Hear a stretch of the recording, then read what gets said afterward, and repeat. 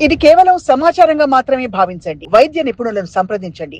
ఒకవేళ ఎక్కువ బ్లీడింగ్ అయ్యే ఒక మహిళ మీ దగ్గరికొచ్చినప్పుడు అంటే ఇలాంటి ట్రీట్మెంట్స్ చేసిన తర్వాత ఎలాంటి సొల్యూషన్ వాళ్ళకిస్తారు immediately? So, first thing is ఈ ఒక్కొక్క కారణానికి డిఫరెంట్ డిఫరెంట్ ట్రీట్మెంట్స్ అనేది ఉంటది. ఇప్పుడు సపోజ్ మనకి అడినోమయోసిస్ ఇది మనము ఈయన మధ్యలో చాలా కామన్‌గా చూస్తున్నాం. సో, ఆహ్, ఒక స్కాన్ చేస్తారు. దాంట్లో మీ యూట్రస్ సైజ్ బల్కీ అని రాస్తారు.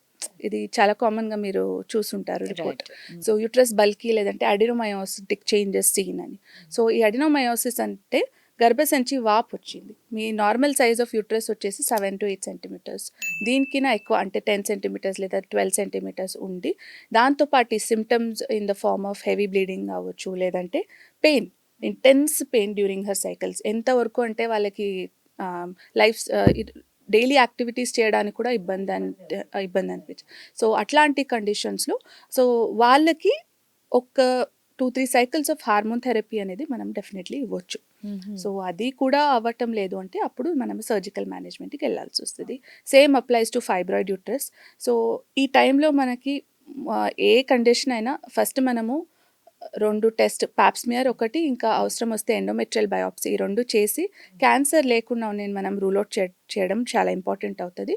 అది ఏం లేదు అంటే మోస్ట్ ఆఫ్ ద టైమ్స్ మనము హార్మోనల్ థెరపీ ఏమిస్తామో దాని నుంచి చాలా వరకు ఈ టైంలో హెవీ బ్లీడింగ్ అనేది కంట్రోల్ చేసి ఉంటది. సో, ఇలాంటి సమస్యలొచ్చిన తర్వాత వస్తే ప్రతి వాళ్ళకి సర్జరీ అవసరమా? లేకుంటే వాళ్ళకి వేరే ట్రీట్మెంట్స్ కూడా ఉన్నాయా? డెఫినెట్లీ. సో, అన్ని హెవీ బ్లీడింగ్‌కి సర్జరీ అవసరం లేదు. అవసరం లేదు. అట్‌లీస్ట్ ఇప్పుడు వచ్చిన technology and good amount of treatment బట్టి hormonal therapies are working very well for such women. So, usually 3-4 cycles కంప్లెయింట్‌గా మీరు హార్మోన్ థెరపీ తీసుకుంటే, ఆ టైంలో హెవీ బ్లీడింగ్ అనేది చాలా మంచిగా మనం కంట్రోల్ చేయడం ఉంటది.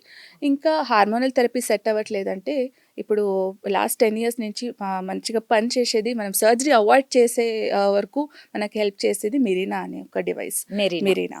సో, మిరీనా అనేది ఒక కాపర్‌టి లూప్ అంటారు కామన్ టర్మ్స్‌లో. ఆ లూప్ మీద హార్మోన్స్ ఇన్‌స్టిల్ అయి ఉంటది. సో, ఆ లూప్ అనేది ఏముంటదో దాన్ని మనము ఓపీడీ ప్రొసీజర్ లాగా గర్భసంచి లోపల పెడతాం. ఓకే. సో, ఆ మెరీనా అనేది రోజు మైక్రోగ్రామ్స్‌లో యూట్రస్‌లోకి హార్మోన్స్ అనేది హార్మోన్స్ రిలీజ్ రిలీజ్ చేస్తూ చేస్తుంది. వస్తది. సో, సిస్టమిక్ సైడ్ ఎఫెక్ట్స్ అంటే మనకు ఓరల్‌గా 10 ఎంజీ టాబ్లెట్స్ తీసుకోవాల్సొస్తది. అక్కడ రిలీజ్ అయ్యేది 52 మైక్రోగ్రామ్స్. సో, మన amount of medication to the body given is also less. దానివల్ల అయ్యే సైడ్ ఎఫెక్ట్స్ కూడా తక్కువ ఉంటది. అండ్ ఆల్సో చాలా మంచిగా పనిచేసి మనకి heavy bleeding and pain also will be very much under control with this Marina.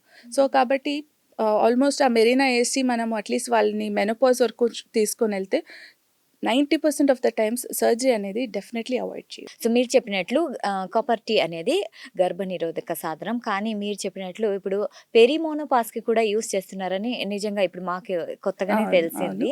So, అది మెడికేటెడ్ కాపర్‌టీ ఉంటది. మన గర్భది నిరోధకంగా వాడేది వేరే కాపర్‌టీ. ఇది హార్మోనల్ కాపర్‌టీ అని చెప్తాము. So, yes. హార్మోనల్. ఎందుకంటే ఇప్పుడు చాలా మందికి అది తెలియదు. అవగాహన అనేది చాలా ఇంపార్టెంట్. సో, ఇలాంటి స్టేజ్‌లో అంటే వీళ్ళు మెడిసిన్ అంటే డాక్టర్ దగ్గరకొచ్చి ట్రీట్మెంట్ చేయించుకుంటుంటారు ప్రాబ్లమ్. ఆ టైంలో లైఫ్ స్టైల్ మార్పులు కూడా అవసరమా? డెఫినెట్‌లీ 40 ఇయర్స్ తర్వాత మీరు లైఫ్ స్టైల్ అనేది చాలా ఇంపార్టెంట్ అవుతది. ఎందుకంటే మీ ముందు పెరిమెనోపాజ్ మరియు మెనోపాజ్ దగ్గర వచ్చిన ఆరోగ్యం కాపాడుకోవడానికి ఫస్ట్ థింగ్ ఈజ్ మీ డయట్. ఇంకా second thing comes is exercise. So, ఎక్సర్సైజ్‌లో కూడా ఈ టైంలో మనము ఇంపార్టెంట్‌గా చెప్పేది వాళ్ళకి ఐసోమెట్రిక్ ఎక్సర్సైజెస్ అని. అంటే యూజువల్లీ 40 ఇయర్స్ తర్వాత మన మజిల్ బల్క్ అనేది ఏముంటదో అది తగ్గుతూ వస్తది. So, right. అప్పుడు బోన్స్ కూడా వీక్ అవుతూ వస్తది. కాబట్టి ఇప్పుడు మెనోపాజ్ వస్తూ మీ బోన్స్ కూడా వీక్ అయ్యి ఎక్కువ ఫ్రాక్చర్స్ అయ్యే ఛాన్సెస్ కూడా ఉంటది. సో, కాబట్టి ఈ టైంలో యోగా లాంటిది లేదంటే వెయిట్స్ ఎత్తడం కానీ, సో, ఇట్లాంటి exercises will be very very effective for a good ఇది. అండ్ మీ బాడీ కాంపోజిషన్ ఆఫ్ ఫ్యాట్ చాలామంది 40 ఇయర్స్ తర్వాత లావు అవుతూ వస్తారు. హ్మ్. అంటే మీ బాడీ ఫ్యాట్ డిస్ట్రిబ్యూషన్ అనేది ఏముంటుందో అది మీ థైస్ దగ్గర, మీ బటక్స్ దగ్గర అక్యుములేట్ అవ్వడము, కింద నడుము దగ్గర ఆ పార్ట్ అనేది లావ్ అవ్వడము, ఇట్లాంటిది కూడా చాలా కామన్‌గా చూస్తాము. సో, ఆ బాడీ ఇమేజ్ కూడా చేంజ్ అవుతూ వస్తది. కాబట్టి తన మెంటల్ హెల్త్, స్టామినా అనేది చాలా చాలా ఇంపార్టెంట్ అవుతది. సో, మీరు ఎక్సర్సైజ్ చేసి మీ ఫుడ్ డయట్ అని మంచిగా పెట్టుకుంటే ఈ స్టేజ్ ఏముందో దాన్ని మనము ఆరాంగా we can just get through this. అయితే ఇప్పుడు సరే ఈ స్టేజ్‌లో వాళ్ళకి స్ట్రెస్ ఎక్కువగా ఉంటే కూడా ప్రాబ్లమ్ ఎక్కువ అవుతుందనేసి విన్నాము. సో, స్ట్రెస్ మేనేజ్‌మెంట్ ఎలా చేయాలి? Definitely stress matters a lot. At least ఆ ఏజ్ గ్రూప్‌లో ఇప్పుడు యాక్చువల్లీ చెప్పాలంటే 40 ఇయర్స్ అరౌండ్ అంటే మనం almost all women will be at the peak of their careers. So, stress అనేది డెఫినెట్లీ ఉంటది. దాంతో పాటు ఈ మెన్స్ట్రుయేషన్ డిస్టర్బెన్సెస్ కూడా ఉంటది.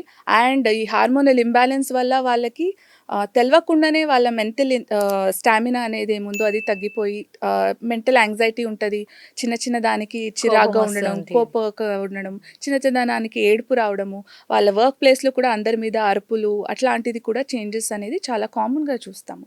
సో, కాబట్టి ఇది ఈ management stress we cannot avoid it from our life now. So, more importantly దాన్ని ఎలా మేనేజ్ చేయాలి అనేది మనం తెలుసుకోవాలి. సో, దీనికి చాలా ఇంపార్టెంట్‌గా హెల్ప్ అయ్యేది definitely meditation. Yes. And yoga అలవాటు ఉంటే చాలా మంచిది. At least and more importantly take some time for your self. నేను ఇప్పుడు ఇది ఎక్కడ వెళ్ళినా చెప్తాను. మీ టైమ్ అనేది చాలా ఇంపార్టెంట్. మీ ఒక time family is yes more ఫ్యామిలీలో 40 ఇయర్స్ తర్వాత you will be so much involved in giving. So, మీకోసము టైం తీసుకోండి. Self care and some time to yourself for exercise and enhancing your mental stamina అనేది చాలా important అవుతది. ఇది అన్ని ఆడవాళ్ళు అర్థం తప్పకుండా చేసుకొని అర్థం చేసుకోవాలి. తప్పకుండా ఫాలో చేయడం ఇంపార్టెంట్. ఎగ్జాక్ట్‌లీ.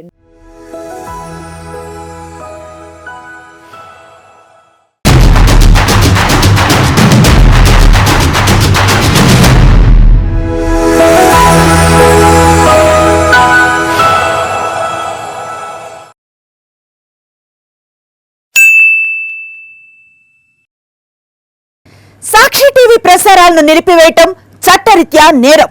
సాక్షి టీవీ ప్రసారాల కోసం మీ స్థానిక కేబుల్ ఆపరేటర్ను వెంటనే సంప్రదించండి. DTH లో ఇంటర్నెట్ లో కూడా సాక్షి టీవీ ప్రసారాలను వీక్షించవచ్చు.